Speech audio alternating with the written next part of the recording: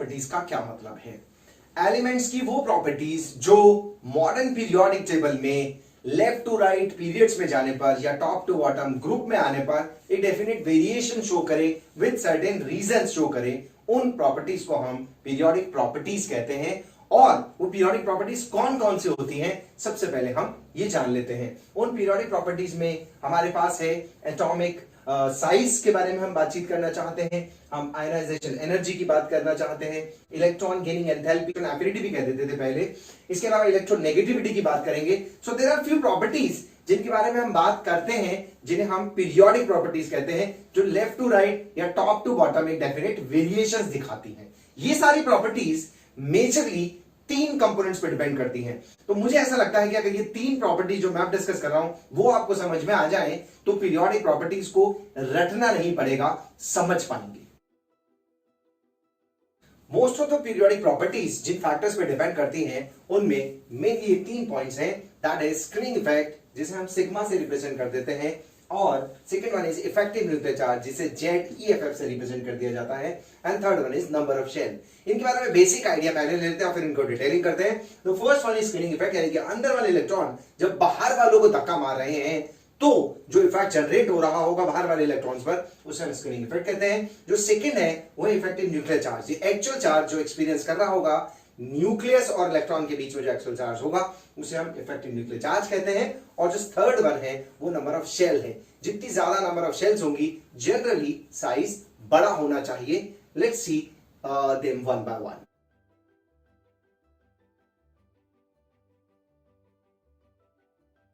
Screening effect क्या होता है इसको डिटेल में जानते हैं। देखिए स्क्रीनिंग इफेक्ट क्या होता है इसको सीखिएगा। ये सेंट्रल पार्ट जो होता है एटम का उसको हम न्यूक्लियस बोलते हैं, जहां प्राइमरीली हमारे पास प्रोटॉन्स होते हैं और न्यूट्रॉन्स भी होते हैं। पर क्योंकि न्यूट्रॉन्स न्यूट्रल हैं इसलिए हम इसके बारे में डिस्कशन नहीं कर रहे हैं यहां पर राइट नाउ। ये सेंट्रल पार्ट न्यूक्लियस जहां पे प्रोटॉन है, और ये अलग अलग शेल जिनको हम KLMN ये बोलते हैं, ये शेल्स में इलेक्ट्रॉन है। ध्यान से सुनिएगा, इलेक्ट्रॉन और इलेक्ट्रॉन सेम चार्ज के हैं इसलिए वो अट्रैक्ट करेंगे। सेम चार्ज अट्रैक्ट करेंगे नहीं, they will repel each other. देखिए इलेक्ट्रॉन इलेक्ट्रॉन सेम चार्ज है इसलिए रिपेल करेंगे, और प्रोटॉन जिसपे पॉजिटिव चार्ज है वो इलेक्ट्रॉन को अट्रैक्ट करेगा। Common sense, simple electrostatics. देखिएगा अंदर वाला इलेक्ट्रॉन, ये इनर इलेक्ट्रॉन के शेल का जिसको इलेक्ट्रॉन बोल रहा हूं, ये न्यूक्लियस से थोड़ा कम दूरी पर है, इस दूरी को मैं R1 बोल रहा हूं। और जो L शेल का इलेक्ट्रॉन है वो थोड़ा सा ज्यादा दूरी पर है जिसे हम बोल रहे हैं R2। इसमें कोई डाउट ही नहीं होना चाहिए। अब बताइएगा अंदर वाला इलेक्ट्रॉन जो कि न्यूक्लियस के ज्यादा पास है वो ज्यादा अट्रैक्ट होगा या बाहर वाला electron? So it's a common sense, अंदर वाला ज्यादा अट्रैक्ट होगा, क्योंकि जो फोर्स ऑफ अट्रैक्शन होता है वो R² के इनवर्सली प्रोपोर्शनल होता है। यानी कि जैसे जैसे दूरी बढ़ती जाएगी वैसे वैसे अट्रैक्शन कम होता जाएगा। तो एक पॉइंट बहुत क्लियर है, अंदर वाला इलेक्ट्रॉन न्यूक्लियस के ज्यादा पास है, आउटर इलेक्ट्रॉन न्यूक्लियस से थोड़ा दूर है इसलिए उतना अट्रैक्ट नहीं हो रहा होगा। It's a normal thing. Case 2 लेके चलते हैं ऊपर। यहां पर केस 2 ये है कि अगर इलेक्ट्रॉन के अट्रैक्शन की बात करूं तो ज्यादा अट्रैक्टेड है, ये कम अट्रैक्टेड है। चलिए कोई बात नहीं, बाहर वाला इलेक्ट्रॉन एडजस्ट करता है क्योंकि वो दूर है इसलिए वो कम अट्रैक्शन फील कर रहा है, कोई बात नहीं। दूसरी प्रॉब्लम और आ रही है यहां पे, एंड दूसरी प्रॉब्लम इज अंदर वाला इलेक्ट्रॉन और बाहर वाला इलेक्ट्रॉन धक्का मुक्की भी कर रहे हैं। Inner electron is also repelling the outer electron. उससे क्या हुआ? उससे ये हुआ कि इस वाले इलेक्ट्रॉन को, जिसको मैं EK बोल रहा था, जो EL बोल रहा था जिसे हम, वो पहले से ही कम अट्रैक्टेड था, और अंदर वाला इलेक्ट्रॉन जब बाहर वाले को धक्का मार रहा है तो वो और दूर हो गया। As a result of which what is going to happen in this case, जो अट्रैक्शन फोर्स बाहर वाला फील कर रहा था वो और कम हो जाती है। यानी कि अंदर वाला इलेक्ट्रॉन बाहर वाले इलेक्ट्रॉन और न्यूक्लियस के बीच के अट्रैक्शन को फर्दर कम कर देता है। यानी कि अंदर वाला इलेक्ट्रॉन एक स्क्रीन बना लेता है। किस किस के बीच में ये स्क्रीन बनती है? ये अनसीन स्क्रीन, इनविजिबल स्क्रीन बन जाती है। और ये किस किस के बीच में बन रही है? किसके लिए स्क्रीन का एक्ट कर रहा है? बाहर वाले इलेक्ट्रॉन और न्यूक्लियस के बीच में। यानी कि अंदर वाले इलेक्ट्रॉन ने बाहर वाले इलेक्ट्रॉन और न्यूक्लियस के बीच में शील्डिंग प्रोड्यूस कर दिया, शील्ड कर दिया, अट्रैक्शन को कम कर दिया, स्क्रीन की तरह बिहेव कर रहा है। इसलिए इस इफेक्ट को बोलते हैं स्क्रीनिंग इफेक्ट, या इसी का एक और नाम क्या सीखना चाह रहे हैं? अभी अभी हमने वर्ड सीखा है शील्ड। शील्डिंग इज किसी चीज को प्रोटेक्ट कर देना या कम कर देना।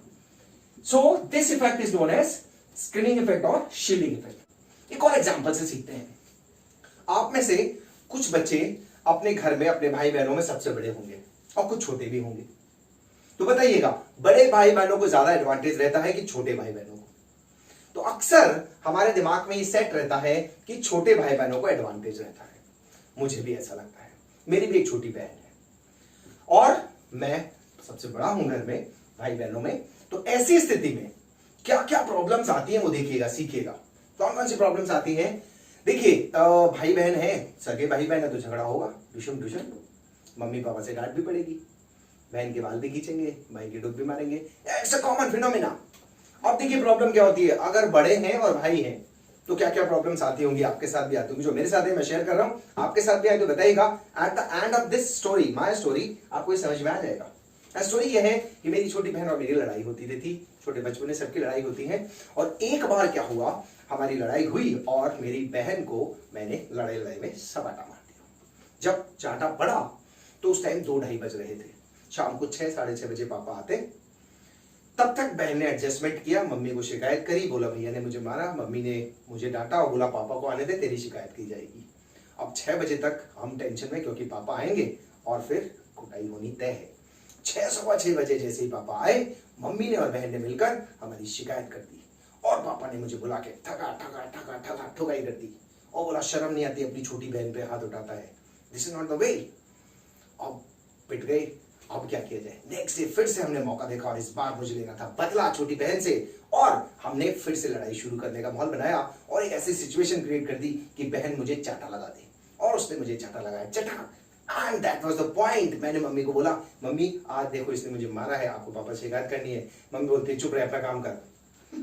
अरे मैंने कहा पिटाई जब हुई तब भी और अब भी ऐसा, चलो शाम को पापा ने तो पापा फैसला करेंगे, पापा मेरे साथ होंगे। जैसे ही शाम को पापा आए हम तैयार थे, मैंने पापा से बोला देखो पापा आज मेरी बहन छोटी बहन ने मुझे मारा, पापा ने मुझे फिर एक और चाटा मारा, सटा। मैंने कहा अब क्या हुआ? बोलो शर्म नहीं आता, छोटी बहन से पिट गया।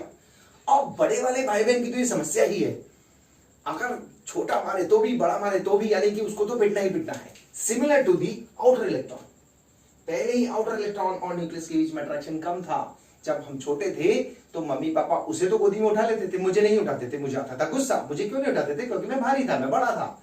बाहर वाले के और न्यूक्लियस के बीच में अट्रैक्शन पहले ही कम था।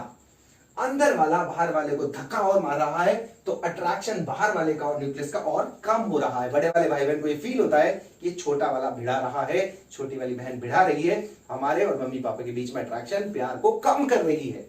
और ये आउटर इलेक्ट्रॉन की जैसी स्थिति थी बड़े भाई बहनों की। अंदर वाला बाहर वाले के बीच में और न्यूक्लियस के बीच में अट्रैक्शन को शील्ड कर देता है, कम कर देता है। This is known as screening effect. ये स्क्रीनिंग इफेक्ट जितना ज्यादा होगा, देखिएगा स्क्रीनिंग इफेक्ट जितना ज्यादा होगा साइज उतना ही बड़ा होगा। This is okay. अंदर वाला इलेक्ट्रॉन बाहर वाले को धक्का मार रहा है। This force of attraction creates a shield screen between outer electron and the nucleus. That is termed as screening effect और शील्डिंग इफेक्ट।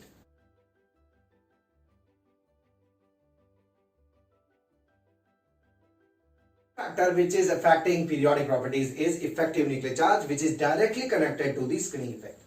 होता क्या है, बहुत सिंपल है। न्यूक्लियस में प्रोटॉन है, प्रोटॉन यानी Z, number of proton Z है, और जो इलेक्ट्रॉन्स दिख रहे थे आपको KLMN शेल में जो हम बातें कर रहे हैं, उन शेल्स में जो भी इलेक्ट्रॉन्स हैं KLMN में, उनमें ये हम बिल्कुल क्लियरली देख पा रहे हैं कि नंबर ऑफ प्रोटॉन्स तो Z ही है और अंदर वाले इलेक्ट्रॉन एक शील्ड बना रहे थे आउटर इलेक्ट्रॉन्स और न्यूक्लियस के बीच में। यानी कि जो जेड इफेक्टिव होता है वो एक्चुअल चार्ज होगा जो अंदर वाला इलेक्ट्रॉन ज्यादा बेयर करेगा, एक्सपीरियंस ज्यादा करेगा इफेक्टिव न्यूक्लियर चार्ज, और बाहर वाला जो इफेक्टिव न्यूक्लियर चार्ज है अट्रैक्शन थोड़ा सा कम करेगा। जेड तो सबके लिए इक्वल होगा लेकिन इफेक्टिव न्यूक्लियर चार्ज अलग अलग होगा। वो क्या होगा? It is given like this, यानी कि जेड नंबर ऑफ प्रोटॉन्स या एक्चुअल चार्ज माइनस जो स्क्रीनिंग इफेक्ट आएगा उसको निकालने के बाद जो चार्ज बचता है, जो एक्सपीरियंस करेगा, उसे हम बोलते हैं effective nuclear charge. So it is the charge electrostatic attraction force experienced by any electron from the nucleus is termed as effective nuclear charge, which is determined by Z minus sigma. What is Z here? It is atomic number या protons का number, and sigma is screening effect. जितना ज्यादा screening effect होगा उतना कम effective nuclear charge होगा, and बहुत ही clear सी बात है उस केस में जो साइज होगा वो बड़ा होगा। सो इन शॉर्ट, जो इफेक्टिव न्यूक्लियर चार्ज है अगर वो ज्यादा है तो साइज ऑफ एटम या आयन छोटा होगा, और अगर इफेक्टिव न्यूक्लियर चार्ज कम है तो size will be more. This is how effective nuclear charge is going to effect. Periodic trend अगर हम देखें लेफ्ट टू राइट अगर हम जाते हैं तो ऐसा देखा गया है कि इफेक्टिव न्यूक्लियर चार्ज बढ़ जाता है। अब जब प्रोटॉन्स तो बढ़ते जा रहे हैं और इलेक्ट्रॉन सेम शेल में ऐड हो रहे हैं तो इफेक्टिव न्यूक्लियर चार्ज बढ़ना है, क्योंकि ये वाली जो चीज है वो बहुत ज्यादा इफेक्ट नहीं डाल रही होगी। In that case size is going to decrease. That is why left to right जाने पर साइज छोटा हो जाता है इफेक्टिव न्यूक्लियर चार्ज बढ़ जाने के कारण। तो क्लियर है सिग्मा और इफेक्टिव न्यूक्लियर चार्ज का इफेक्ट। थर्ड फैक्टर जो इफेक्ट कर रहा है पीरियोडिक प्रॉपर्टीज को वो है नंबर ऑफ शेल्स। जनरली जितनी ज्यादा शेल्स होती जाएंगी उतना साइज बढ़ता चला जाएगा। So we can say number of shells अगर ज्यादा है तो साइज इंक्रीज होना चाहिए इन जनरल, लेकिन इसके भी कुछ एक्सेप्शंस हैं जिन्हें हम लेंथेनाइट कॉन्ट्रैक्शन भी कहते हैं, ट्रांजिशन कॉन्ट्रैक्शन भी कहते हैं। कुछ एक्सेप्शंस हैं, अदरवाइज नंबर ऑफ शेल्स बढ़ती है साइज बढ़ता है। दैट इज वाई ऊपर से नीचे टॉप टू बॉटम अगर हम किसी ग्रुप में जाते हैं तो साइज बढ़ जाता है जनरली, क्योंकि नंबर ऑफ शेल्स बढ़ रही है। इस तरह से तीन फैक्टर्स हुए जो मेनली इफेक्ट कर रहे हैं, that is effective nuclear charge, screening effect and number of shell, जो पीरियोडिक प्रॉपर्टीज को डिटरमाइन कर रहे हैं। स्लैटर रूल की हेल्प से हम जो सिग्मा होता है स्क्रीनिंग कांस्टेंट होता है उसको डिटरमाइन कर सकते हैं। पहले स्लैटर रूल सीख लेते हैं क्या क्या पॉइंट्स हैं। दो तीन पॉइंट्स हैं इसके, अगर आप दो तीन बार रिवाइज करेंगे और दो तीन बार बोलेंगे तो you can learn that. Slater rule का फर्स्ट रूल ये है, कहता है कि for each 1s electron you have to consider sigma S 0.3। आपको 1s इलेक्ट्रॉन के लिए 0.3 मान के चलना है, और ns और np इलेक्ट्रॉन जितने भी होंगे for each electron you have to consider sigma S 0.35। 1s के लिए सिर्फ 0.30 है, बाकी n यानी कि जिस शेल के इलेक्ट्रॉन के लिए सिग्मा कैलकुलेट हो रहा होगा उसके लिए हम हर बार 0.35 लेके चलेंगे। और जो सेकंड लास्ट शेल या पेनल्टीमेट शेल कहते हैं, जिसको जो लास्ट शेल से पहले वाली शेल है यानी n-1 वाले, चाहे s हो चाहे p हो चाहे d हो, उन सभी केसेस में हम सिग्मा की वैल्यू 0.85 मानेंगे, और बाकी जितने भी इलेक्ट्रॉन्स बच गए दैट इज जो अपर वाले हैं उन सभी के लिए सिग्मा की वैल्यू 1.0 लेकर चलेंगे। एग्जांपल्स को इससे हम देखते हैं एक बार। जैसे सोडियम है हमारे पास 1s2 2s2 2p6 and 3s1। ध्यान से सुन लीजिएगा, सिग्मा जब भी निकाला जाएगा तो किसी एक इलेक्ट्रॉन के लिए निकाला जाएगा और जो सबसे बाहर इलेक्ट्रॉन उसके लिए निकाला जाएगा। तो दैट मींस यहां पर हम 3s1 के लिए सिग्मा निकाल रहे होंगे। तो ये हो गई लास्ट शेल। ये जो भी रूल आपने पढ़े हैं, ये वाला रूल दिख रहा है आपको या ये वाला रूल दिख रहा है, वो लास्ट शेल के लिए है, and this is not last shell, this is last shell. Therefore इन सब के लिए ये सेकंड लास्ट शेल वाला रूल लगेगा। सेकंड लास्ट शेल के लिए रूल हमारे पास है सी। तो क्या है सेकंड लास्ट शेल? सेकंड, क्योंकि हम थर्ड शेल के इलेक्ट्रॉन के लिए सिग्मा निकाल रहे हैं, तो सिग्मा इज इक्वल्स टू एक ही इलेक्ट्रॉन है उसके लिए निकल रहा है, इसलिए कुछ और इलेक्ट्रॉन बचा नहीं है, इसलिए पॉइंट ए और बी इनवैलिड हो गए। इनमें देखिएगा टोटल इलेक्ट्रॉन्स आपको दिख रहे हैं 8, तो विल राइट 8 इनटू, यहां पर हर एक के लिए 0.85 है, so will multiply this by 0.85। This is okay. यहां से आप सिग्मा की वैल्यू कैलकुलेट कर सकते हैं। एक और एग्जांपल देखते हैं। अभी एक और चीज बच रही है इसमें, प्लस 8 इलेक्ट्रॉन हुए टोटल 11 इलेक्ट्रॉन से, 11 में से एक के लिए तो आप निकाल रहे थे, तो टोटल कितने इलेक्ट्रॉन्स के लिए सिग्मा निकलने वाला है? 10। अब बात करते हैं 1s के लिए। 1s के लिए ये वाला रूल नहीं लगेगा क्योंकि ये लास्ट शेल का इलेक्ट्रॉन नहीं है। 1s के लिए हम कौन सा इलेक्ट्रॉन बात कंसीडर करेंगे? रेस्ट, क्योंकि ना ये लास्ट इलेक्ट्रॉन था, ये सेकंड लास्ट था, बाकी सभी शेल्स के लिए हमें 1 लेके चलना है। तो कितने इलेक्ट्रॉन्स है? 2 इंटू 1.0। इस तरह से हमारा सिग्मा की एग्जैक्ट वैल्यू यहां पर आएगी। यहीं पे हम सोडियम का इफेक्टिव न्यूक्लियर चार्ज भी निकालते हैं। Z effective will be equals to how much? That will equals to Z minus sigma. Z की वैल्यू सोडियम के लिए 11 होती है क्योंकि प्रोटॉन 11 है, माइनस सिग्मा की ये वाली वैल्यू हम सब्स्टिट्यूट कर देंगे। इस तरह से हमारे पास Z इफेक्टिव निकल सकता है। और एक एग्जांपल देखते हैं इसी में। मान लीजिए अब की बार हम बात कर रहे हैं मैग्नीशियम के लिए। देखिएगा बहुत ही अच्छे अच्छे से एग्जांपल्स हैं ये। दरअसल सिग्मा और स्क्रीनिंग इफेक्ट का कंसेप्ट अगर हमें एक बार समझ में आ जाए तो सारी पीरियोडिक प्रॉपर्टी समझना आसान होता है। इसीलिए मैं थोड़ा सा ज्यादा स्ट्रेसफुली इस टॉपिक को आज इस वीडियो के माध्यम से आप तक पहुंचा रहे हैं। वी आर ट्राइंग कि आप एक बार सिग्मा और इफेक्टिव न्यूक्लियर चार्ज के फंडे को समझें, इसके पीरियोडिक ट्रेंड को समझें, सो दैट जो नेक्स्ट वीडियो से हम पीरियोडिक प्रॉपर्टी स्टार्ट करने वाले हैं वो समझ में आ जाए। देखिएगा, अब बात कर रहे हैं टोटल मैग्नीशियम में 12 इलेक्ट्रॉन है, किसी एक इलेक्ट्रॉन के लिए निकलेगा, तो यानी कि सिग्मा हमें सिर्फ 11 इलेक्ट्रॉन्स का कैलकुलेट करवाना है। अभी कौन से इलेक्ट्रॉन की बात हो रही है? 3s2। 3s2 में 2 इलेक्ट्रॉन्स होंगे, 1 and 2। तो किसी एक इलेक्ट्रॉन के लिए हम सिग्मा निकाल रहे हैं, तो एक बच गया, ये भी इसको धक्का मार रहा होगा, वो इसी शेल का इलेक्ट्रॉन है जिसमें वो है। दैट मींस वो है ns या np शेल का इलेक्ट्रॉन, सेम शेल का इलेक्ट्रॉन है। कितने हैं? 1 into 0.35। आई रिपीट, इसमें कंफ्यूजन मत रखिएगा, थर्ड शेल का इलेक्ट्रॉन है, लास्ट शेल है। थर्ड शेल के इलेक्ट्रॉन के लिए यानी सेम शेल के इलेक्ट्रॉन के लिए हर इलेक्ट्रॉन के लिए हमें सिग्मा 0.35 लेना है। ओनली 1 ही बचा है, 2 इलेक्ट्रॉन दिख रहे हैं, आप सोचेंगे एक क्यों मान रहे हैं? क्योंकि एक के लिए तो निकल रहा है। अगर एक रूम में 2 मनुष्य बैठे हुए हैं तो एक मनुष्य के लिए कितने मनुष्य बैठे हुए? बचे हुए कितने मनुष्य? एक। सिमिलरली 3s2 में 2 इलेक्ट्रॉन है, लेकिन हम किसी एक के लिए तो निकाल रहे हैं, इसलिए रिमेनिंग 1 बचा, इसलिए हमने इसको मल्टीप्लाई किया प्लस। अब देखिए सभी बच्चे यहां पर, ये थर्ड के बाद वापस से सेकंड, ये लास्ट शेल थी, ये सेकंड लास्ट शेल है। एंड फॉर n-1 शेल्स हमें हर एक को 0.85 से मल्टीप्लाई करना है। So that means 8 into 0.85। This is okay. And ये फिर सेकंड लास्ट शेल बची, लास्ट सेकंड लास्ट, एंड बाकी बची हुई सबके लिए हमारे पास 2 into 1.0 होता है। This is how we can calculate the value of sigma. अगर यहां पर z इफेक्टिव निकालना पड़ जाए तो कितना आने वाला है? z effective will be equal to z minus sigma. Again मैं इसको y वैल्यू लिख रहा हूं, इसको सॉल्व कर लेंगे आप लोग। z 12 होगा माइनस y, इस तरह से आप z इफेक्टिव निकाल सकते हैं। एंड यू कैन कंपेयर कि z इफेक्टिव मैग्नीशियम का ज्यादा है कि सोडियम का ज्यादा है। यहां हम एक और एग्जांपल लेके अपनी इस बात को और अच्छे से कंफर्म सीखते हैं।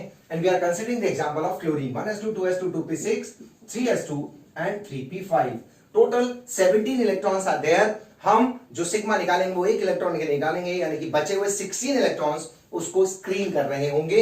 And let's calculate them. Sigma is equals to, देखिएगा लास्ट शेल में 7 इलेक्ट्रॉन्स हैं। लास्ट शेल मतलब we are talking about point number B, और एक के लिए तो हम निकाल ही रहे हैं, तो remaining will be 6 into, and the value will be 6 into 0.35 plus ये सेकेंड लास्ट शेल है, इसके लिए 0.85 वैल्यू आएंगी। And how many of them are there? 0.85 into 8 plus जो बाकी शेल के बच गए वो 1 है into 2 आ जाएगा हमारे पास। और अगर हम इस वैल्यू को सॉल्व करते हैं तो ये 11.1 वैल्यू हमारे पास आ जाती है। So this is how you can calculate sigma. और अगर अब हम इसका इफेक्टिव न्यूक्लियर चार्ज निकालना चाहते हैं तो हम किस तरह से निकाल पाएंगे? देख लीजिएगा, this is 17 minus sigma, that is 17 minus 11.1, and answer will be it is equal to 5.9। यानी कि जो क्लोरीन है उसका इफेक्टिव न्यूक्लियर चार्ज हमारे पास 5.9 है, जबकि इसका स्क्रीनिंग इफेक्ट कितना आ रहा है हमारे पास? It is 11.2। फ्लोरीन के लिए भी हम हाथ के हाथ निकाल के देखते हैं एक बार, what should be the answer. Chlorine का हमने अभी भी निकाला, एक बार हम फ्लोरीन के लिए और ट्राई करते हैं। फ्लोरीन में 1s2 2s2 2p5 electronic configuration होता है। अगेन लास्ट के लिए निकलेगा sigma is equals to, calculate करने की कोशिश कर रहे हैं, लास्ट शेल में 7 इलेक्ट्रॉन्स हैं, हम 6 कंसीडर करेंगे। 6 into हमारे पास वैल्यू आ रही है 0.35 प्लस जो सेकेंड लास्ट शेल का इलेक्ट्रॉन है उसके लिए हमारे पास वैल्यू है 0.85। तो इस तरह से अगर हम ये वैल्यू सॉल्व कर लेते हैं तो it's come out to be, यहां से कैलकुलेट कर लेते हैं, इट इज 1.7 और यहां पर हमारे पास आया है 2.1, इस तरह से वैल्यू आ गई 3.8। ध्यान से देखिएगा, अब हम निकाल रहे हैं इसका effective nuclear charge, that will be equal to z minus sigma, यानी कि 9 होते हैं इसमें proton, minus 3.8, so it comes out to be 5.2। तो अभी अभी हमने देखा क्लोरीन के लिए जो वैल्यू आ रही थी वो वैल्यू अलग थी, और जो फ्लोरीन के लिए हम वैल्यू निकाल रहे हैं वो 5.2 आ रही है। तो इन वैल्यू से हम ये चीज देख पा रहे हैं कि कब 0.85 यूज करना है, कब 0.35 यूज करना है, कब 1 यूज करना है। ये हमें कुछ कहानी समझ में आ रही है, लेकिन फर्स्ट पॉइंट समझ नहीं आया अभी तक कि 0.3 कब लेना है। वो हीलियम के केस में हम ऐसा एग्जांपल इमेजिन करते हैं। हीलियम के लिए वी हैव 1s2, तो इसके लिए जो सिग्मा निकलने वाला है वो कैसे निकलने वाला है, एक इलेक्ट्रॉन के लिए आप निकाल रहे हैं एंड 0.30 वैल्यू ही ली जाएगी फॉर हीलियम। कितना आ गया हमारे पास आंसर 0.3। तो इसके लिए Z इफेक्टिव कितना होगा, Z effective is Z minus sigma, Z की value 2 minus 0.3 is equal to 1.7। तो मोस्ट ऑफ द केसेस में अगर आप इस वैल्यू को याद भी ना रखें तो इन शॉर्ट आपको सिर्फ दो ही वैल्यूज याद रखनी है, 0.35 for the same shell, 0.85 for the other shells. एक दो एग्जांपल डी ब्लॉक के हम यहां पर हम देख रहे हैं और उसके बाद हम इन प्रॉपर्टीज को इनको अप्लाई करके देखेंगे वेरियस प्रॉपर्टीज पर। आयरन का एटॉमिक नंबर 26 है, तो it is 1s2 2s2 2p6 3s2 3p6 3d6 and 4s2। 26 electrons में से 25 के लिए सिग्मा निकाला जाएगा। एक इलेक्ट्रॉन इसमें से जो हटेगा उसके लिए सिग्मा कैलकुलेट हो रहा है। 25 इलेक्ट्रॉन स्क्रीन कर रहे होंगे उस लास्ट इलेक्ट्रॉन को, क्योंकि सेम शेल की बात कर रहे हैं तो 1 into we will multiply that by 0.35। जो सेकेंड लास्ट शेल है उसमें 14 इलेक्ट्रॉन्स हैं, उसको हम मल्टीप्लाई करेंगे 0.85 से, एंड जो नेक्स्ट इलेक्ट्रॉन आ रहा है वो आ रहे हैं रेस्ट ऑफ द इलेक्ट्रॉन, जिनको 10 को 1 से मल्टीप्लाई करेंगे। So it come out to be 0.35 plus 10 plus 11.9 ये वैल्यू आ रही है, तो it's come out to be 22.25। ये सिग्मा की वैल्यू आई है। अब अगर हम इफेक्टिव न्यूक्लियर चार्ज की वैल्यू निकालना चाहें तो that will be equal to Z minus sigma. Effective nuclear charge iron का 26 होता है। 11th वाले बच्चे बिल्कुल ना घबराएं, घबराने की कोई बात नहीं है, क्योंकि हम फर्स्ट टाइम सीख रहे हैं। तो अगर हमें एटॉमिक नंबर याद नहीं है चलेगा, अगर हमें एटॉमिक नंबर के अलावा इस सिग्मास की वैल्यू स्लैटस रूल के अकॉर्डिंग याद नहीं है, it will go, no problem, हम याद रख सकते हैं, कोई बड़ा इशू नहीं है। वो वैल्यूज गिवन होती है मोस्ट ऑफ द क्वेश्चंस में। वैसे भी 22.25 आया अपने पास, और इस तरह से हमारे पास वैल्यू आ जाएगी 0.75, तो आ गया difference, and 22 23 it's come out to be 3.75 की वैल्यू हमारे पास सिग्मा की आ जाती है। My suggestion is specially D block elements और एफ ब्लॉक एलिमेंट जब हम पढ़ते हैं तो वहां पर हमें इस इफेक्टिव न्यूक्लियर चार्ज के बेस पर और स्क्रीनिंग इफेक्ट के कांस्टेंट के बेस पर हम साइज को इजीली प्रेडिक्ट करते हैं। तो इसलिए आई सजेस्ट आप लोग सभी इन सभी के लिए जरूर से एक बार इन वैल्यूज को निकाल के देखिएगा। आप सिग्मा की वैल्यू निकालिएगा और साथ में जेड इफेक्टिव की वैल्यू निकालिएगा। एक बार ट्राई करके जरूर देखिएगा इन सभी को। इस स्लाइड के बिल्कुल एंड में, लास्ट में, जब इस स्लाइड पूरा खत्म हो जाएगा, वीडियो पूरा खत्म हो जाएगा, तब मैंने एक क्लिप डाली है छोटी सी आप सभी के लिए, वो वैल्यूज चेक करने के लिए कि आपने सिग्मा इन सभी के लिए सही निकाला है या नहीं निकाला।